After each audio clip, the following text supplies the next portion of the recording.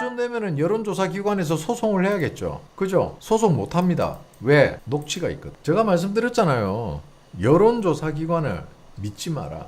특히 선거철에는. 그러니까 이해가 안 가는 행동이잖아. 왜 이들이 욕을 먹으면서도 이 자리를 피해야 될까? 왜 이 자리를 비켜줘야 될까? 우리는 그쪽으로 접근을 해야지. 그리고 이 사람들을 대신해서 오는 사람들은 누굴까? 왜 이들은 해마다 비슷한 인원이 계속 빠질까? 자, 황교안 대표, 우리 그 우짜 하이라이트님께서도 여기 관련해서 글을 올렸고, 그 다음에 우짜 썸네일로 썼지? 누가 썼어?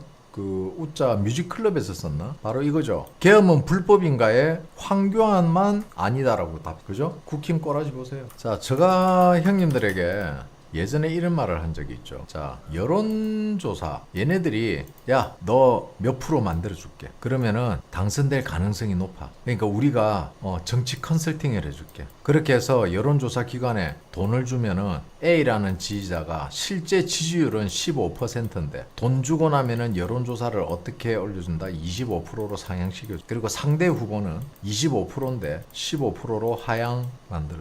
옛날에 제가 이런 이야기 한번 했죠. 그래서 여론조사를 믿지 마라.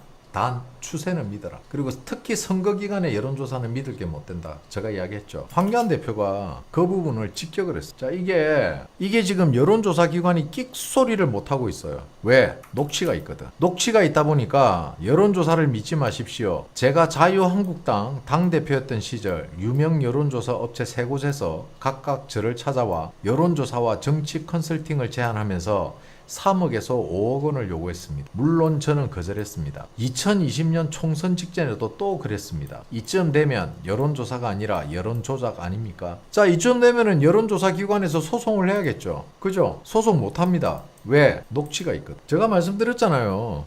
여론조사 기관을 믿지 마라.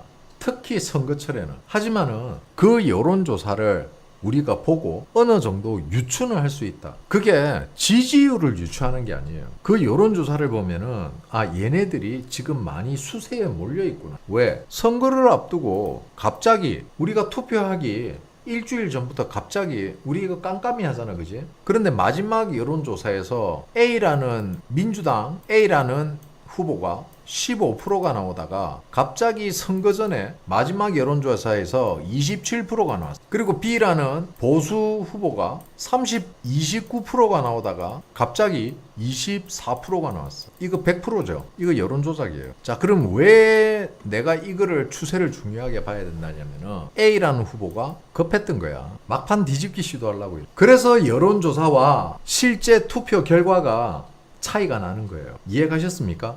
만약에 형님 A라는 후보가 진짜 여론이 좋았으면은 마지막 여론조사와 그전 여론조사의 격차가 거의 나지 않아요. 격차가 크게 안 난다고. 그런데 지고 있던 후보가 갑자기 마지막 여론조사에서 훌쩍 점프를 했다? 그러면 이거는 100%예요. 100%. 그건 뭐다? 그렇지. 여론조사 기관에 돈 주고 컨설팅 받은 거예요. 그런데 결과는 어때요? 그래서 투표와 여론조사에 갭이 생기는 거야. 그래서 제가 여론조사를 보면은 실제 추세를 알 수 있다. 근데 보통 이런 거는 선거철에 많이 해요. 지방선거, 보궐, 총선, 대선. 단가가 틀립니다. 지방선거가 제일 싸고요. 보궐선거가 그 다음이고요. 총선이 그 다음이고요. 대선이 제일 비싸. 시가예요, 시가. 씨발, 무슨 생선도 아니고 시가야, 시가. 여기서 시가 이야기가 나왔으니까 하는데, 형님들, 대한민국에서 가장 깜깜이로 이루어지는 가격 정책은 뭘까요? 이거 재밌는 거예요. 대한민국에서 가장 깜깜이로 이루어지는 가격은 뭘까요? 형님들, 이거 형님들 잘 모를 거야. 그냥 편하게 하세요. 어차피 일요일은 차단 없잖아. 응? 야, 5.18이 가격이니? 오늘 형님들에게 엄청난 팁을 하나 드리는 거예요. 바로 비행기 값입니다.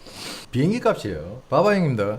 자, 형님들 동남아 많이 가잖아요. 자, 동남아 간다 칩시다. 자, 동남아 시간대에 따라 가격이 틀려요. 자, 형님들 제가 재밌는 거 하나 가르쳐 드릴까요? 자, 형님들이 지금 당장 해보셔도 돼요. 자, 항공권 검색해서 인천에서 다낭을 간다 칩시다. 베트남. 자, 이거를 형님들은 보통 항공권 예약할 때 왕복으로 하죠. 편도로 표 가격을 한번 봐보세요. 인천에서 다낭 가는 비행기가 예를 들어서 70만 원이다. 직항이. 그런데 이걸 왕복이 아닌 편도로 꺾으면은 가격이 싸져요. 희한하죠. 그리고 반대로 다낭에서 인천 가는 비행기를 편도로 예약을 하면은 기존의 왕복 요금보다 훨씬 싸요. 왜 그럴까요? 가르쳐드려요. 왕복은요, 형님들 잡힌 곡이에요. 어차피 형님들은 왕복을 할 수밖에 없어. 스케줄 자체가 나가면은 들어와야 되잖아. 그래서 왕복표를 구입을 하게 되면은 편도로 가는 거에서 DC를 해주는 부분을 왕복표를 구입하는 사람에게 덤탱이 씌우는 구조입니다. 그래서 왕복보다는 편도가 가격이 쌉니다. 그래서 편도를 예약하는 분들이 많아요. 근데 형님들이 여행사를 통해서 가잖아. 여행사를 통해서 가시는 분들은 관계없습니다. 자, 어쨌든 여론조사 업체도 마찬가지예요. 시가입니다. 시가. 자, 올해도 176명 선거철에 쉬는 선관위 직원, 고질적 관행 되풀이, 불필요한 휴직 자제, 공문 발송에도 선거해 22년 다음 두 번째로 많아. 공개 채용 확대 방안 강구한다지만 구조적 문제 해결 대책 마련해. 왜 이러는 걸까요? 이게 이유가 있을 거 아니야. 왜 선관위 직원들은 선거철만 되면 이렇게 다들 휴가를 낼까? 문제가 생겼을 때 우린 휴가라 몰랐다. 오리발 내기 위해서. 뭐 그럴 수도 있겠죠. 엮이기 싫어서 부정선거 걸릴 걸 대비해서. 역시 왕건 형님이 제일 유사한 답변을. 자, 선관위에서 정말 강력하게 제재를 하면은 선관위 지금 176명이 선거철에 휴가를 갈까요? 못 가죠. 매년 이걸로 시끄러운데 선관위 직원들이 다 휴가를 가는 이유는 뭘까요? 대체 인력 투입을 위해서. 제가 SK 설명해 주면서 이야기해 드렸죠. 민간 기업의 직원들이 선관위 서버를 통제하고 있었다. 한번 생각해봐. 선관위원장이 야 이 새끼들아 휴가 쓰지 마. 야 휴가 받아주지 마. 이러면 휴가 못 가. 왜 이런 일이 계속 선거 때마다 벌어질까? 얘네들이 있으면 안 되거든. 왜? 얘네들이 빠져야지 대체 인력 투입하겠다. 그러면서 가짜 신분증 가지고 가짜가 얼마든지 들어올 수 있는 환경이 되잖아. 그 사람이 중국 사람인지 북한 사람인지 알 수가 없지. 중간에서 탈취해서 조작된 데이터를 올리면 누가 알 거야? 누가 그거 알 수 있어? 그러니까 이해가 안 가는 행동이잖아. 왜 이들이 욕을 먹으면서도 이 자리를 피해야 될까? 왜 이 자리를 비켜줘야 될까? 우리는 그쪽으로 접근을 해야지. 그리고 이 사람들을 대신해서 오는 사람들은 누굴까? 왜 이들은 해마다 비슷한 인원이 계속 빠질까? 이상하지 않아? 윤석열 대통령 선거 때 218명이 빠졌어. 그리고 2023년도에 146명, 172명, 145명, 176명. 딱 고만고만한 숫자들이야. 희한하네. 이게 사회적으로 문제가 되고 정부에서 문제가 됐으면은 이 176명도 줄어들어야 정상이지. 근데 마치 선관위가 휴가라도 쓰라고 종용하듯이 많은 직원들이 그때 휴가를 가.